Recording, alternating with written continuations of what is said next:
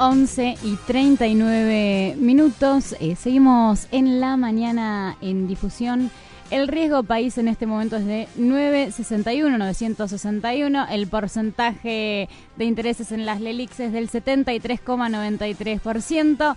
El dólar en Nación está 45.70 y en la City 45.84. Y con esto arrancamos la columna económica con la voz de nuestro queridísimo columnista Alejandro Otero. Hola, Ale, ¿cómo andás? Hola Gaby, ¿cómo estás? Buen día. Buen día. Bien, repitiendo el riesgo país y el porcentaje de LELIQs como si fueran el clima ya a esta altura.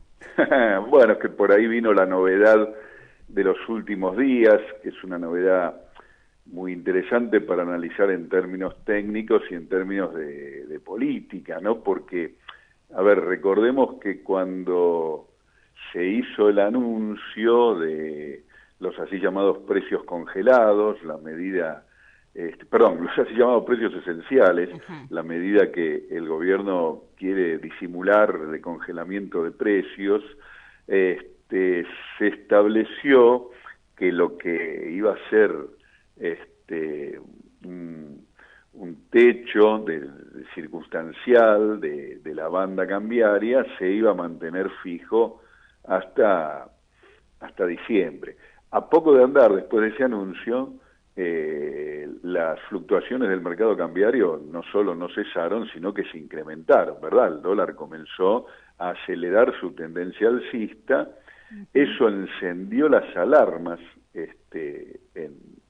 en el gobierno y esa medida duró nada, ya ha sido reemplazado por otra que es la que estamos, la que se está comentando tanto en estos últimos días. ¿Qué quiere decir? Bueno, la medida anterior implicaba que el Banco Central no intervenía en el mercado cambiario siempre y cuando el dólar se moviera dentro de la banda de flotación.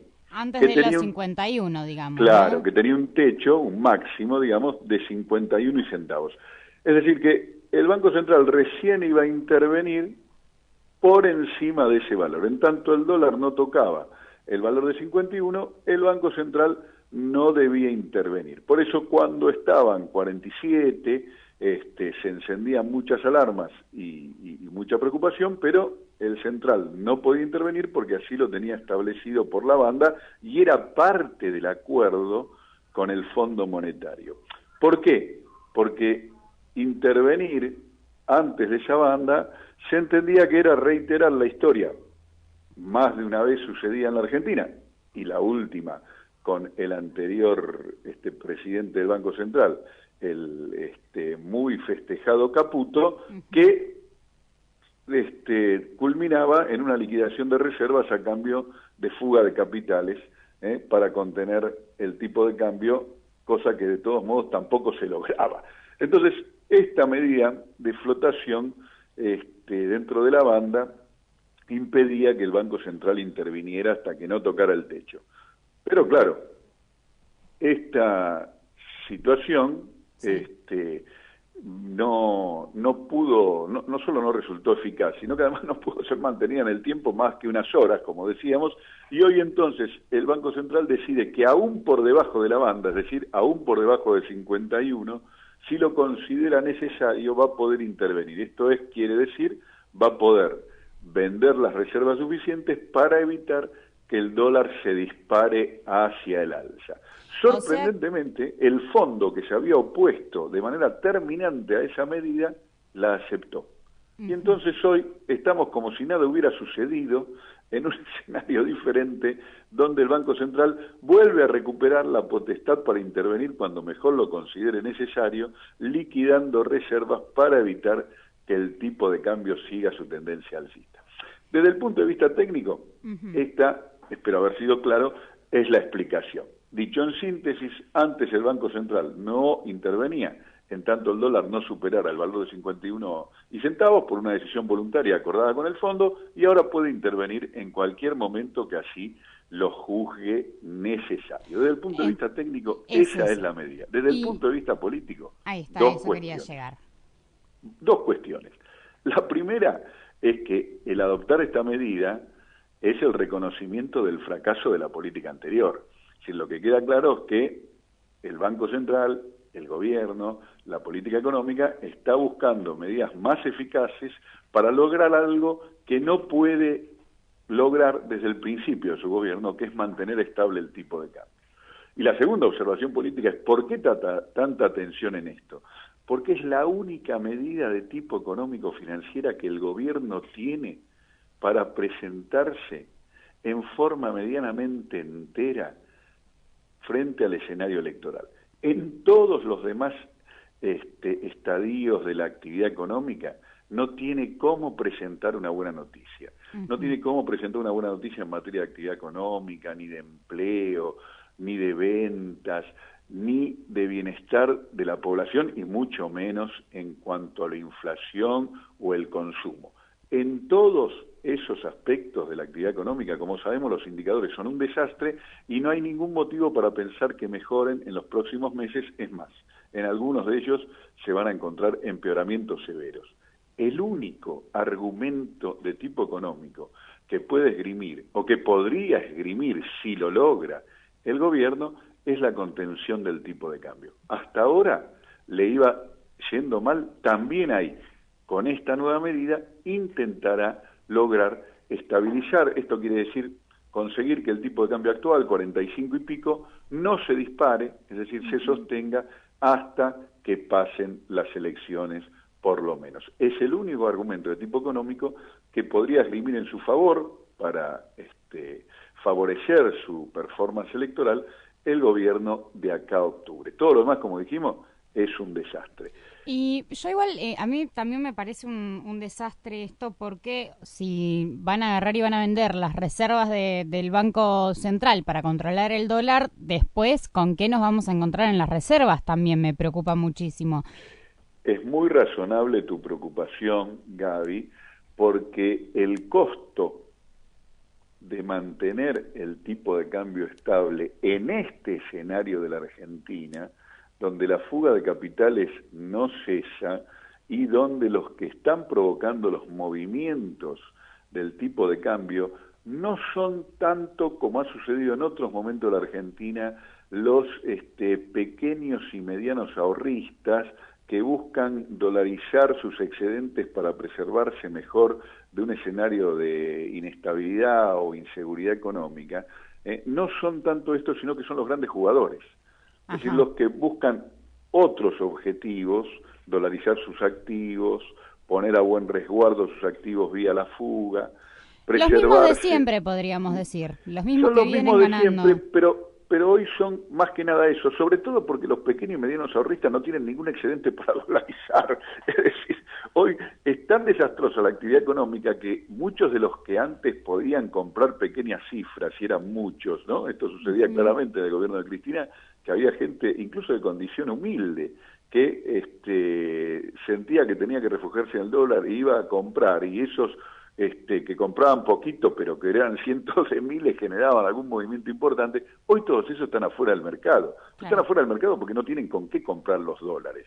Entonces, lo que hoy mueven el mercado son grandes jugadores, jugadores de otro peso, y si esos deciden desafiar al mercado, lo están haciendo básicamente para mejorar su posición en términos de activos. Entonces, ahí lo que se juega es otra cosa, y aun cuando el gobierno pudiera mantener el tipo de cambio, el costo sería muy alto, como bien vos decís, porque eso implicaría la transformación de las reservas en fuga. Es decir, es como si fuera, a ver, te lo voy a decir de una manera muy directa, pero para que se entienda.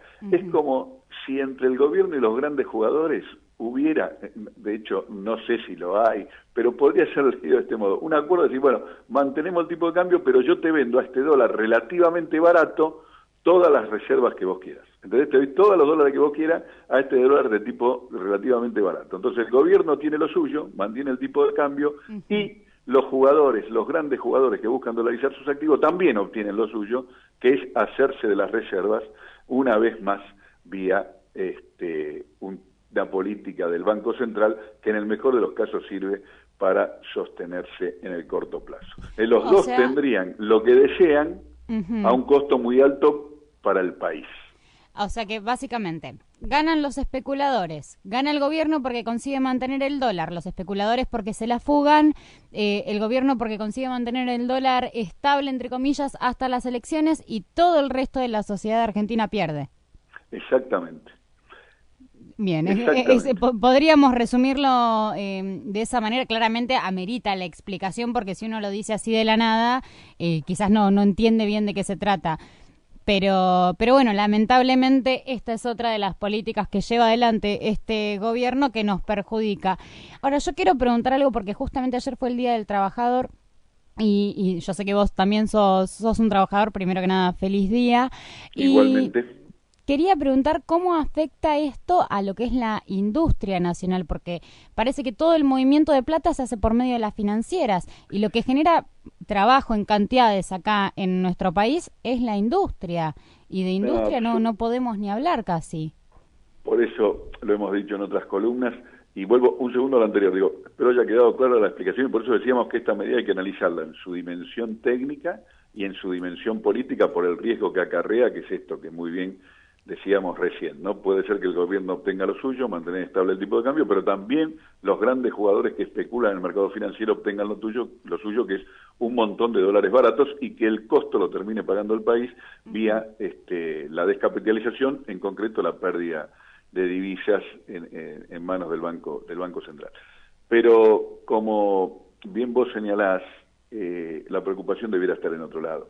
Esta situación, este peligro es muy importante para el gobierno que viene, porque sería un gobierno que se encuentra no solo ya con el peso del yugo de la deuda, una deuda que no existía cuando este gobierno asumió, o al menos no existía en la magnitud y como condicionante en las dimensiones que existe ahora. El gobierno que viene no solo va a recibir una deuda enorme que va a ver cómo la encara, sino que además tiene, frente a esta política que recién mencionábamos y tratábamos de explicar, el riesgo de recibir un banco central carente de reservas. Pero el desafío primario del gobierno que viene pasa por crecer, por retomar el crecimiento. Todos los problemas de la economía son siempre complicados y graves, hay unos más graves que otros, la inflación, la falta de reserva, la deuda externa, pero todos esos siempre pueden solucionarse en mejores condiciones si la economía crece. Si la economía no crece, estos problemas se agigantan como tales y se hace muy difícil de ser resueltos. Las deudas en condiciones de no crecimiento se vuelven impagables. Las deudas se vuelven pagables en condiciones de crecimiento. La inflación es mucho más fácil, siendo difícil de resolver en un contexto de crecimiento que en el contrario. Y para tener reservas hay que crecer, ¿sí?, para generar excedentes que sean exportables y que puedan darnos resultados genuinos en materia de divisas. Entonces, el primer desafío que va a tener el gobierno que viene, y lo que se ha reclamado en todas las plazas donde la movilización de ayer y de antes de ayer, sea por el paro antes de ayer y sea por la conmemoración del Día de los Trabajadores, en el país se ha reclamado, tiene que ver con el crecimiento. Sí. Porque sin crecimiento no hay empleo, y sin empleo los trabajadores no son tales y no tienen nada para festejar. Exactamente, yo por eso lo decía, porque cuando uno habla de crecimiento en Argentina también habla del crecimiento de la industria, y es algo fundamental, y es algo que este gobierno está mirando para un costado, podríamos decir, ¿no? O negando que existe un problema industrial muy grande gracias a no es de financiamiento la palabra, sino la apertura de las importaciones, que ha hecho que dentro de nuestro país muchísimas empresas hayan tenido que cerrar sus puertas. Mira, Gaby, digámoslo con todas las letras, no tenemos tiempo ahora para analizarlo, lo dejamos para la columna que viene, pero para que se entienda, este gobierno vino a redefinir la matriz productiva de la Argentina. A este gobierno la industrialización del país no le interesa. A este gobierno le interesa, y lo dijo con todas las letras el presidente, ser el supermercado del mundo. En todo caso, lo que le interesa industrializar es poco y está atado a los exportables argentinos.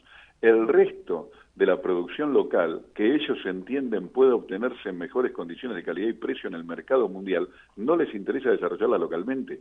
Ni los textiles, ni los calzados, ni los juguetes, ni la ciencia, ni la tecnología, ni, podríamos hacer una lista larguísima, les interesa desarrollar, ni el software, no les interesa porque su perspectiva va por otro lado. Y para ellos mejor que producirlo localmente es importarlo. Por eso su modelo es Chile y no los países que han logrado industrialización.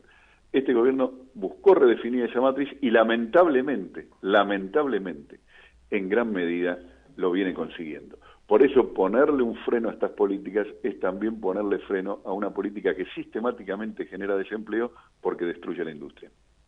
Exactamente, Ale. Bueno, clarísimo cómo le explicaste y vamos a desarrollarlo probablemente en otra de las columnas, pero sí, claramente el resumen siempre económico termina siendo los trabajadores volvemos a perder frente a las financieras que están, o los especuladores financieros que están ganando, y el gobierno que está tratando de mantenerse dentro del poder de cara a las elecciones.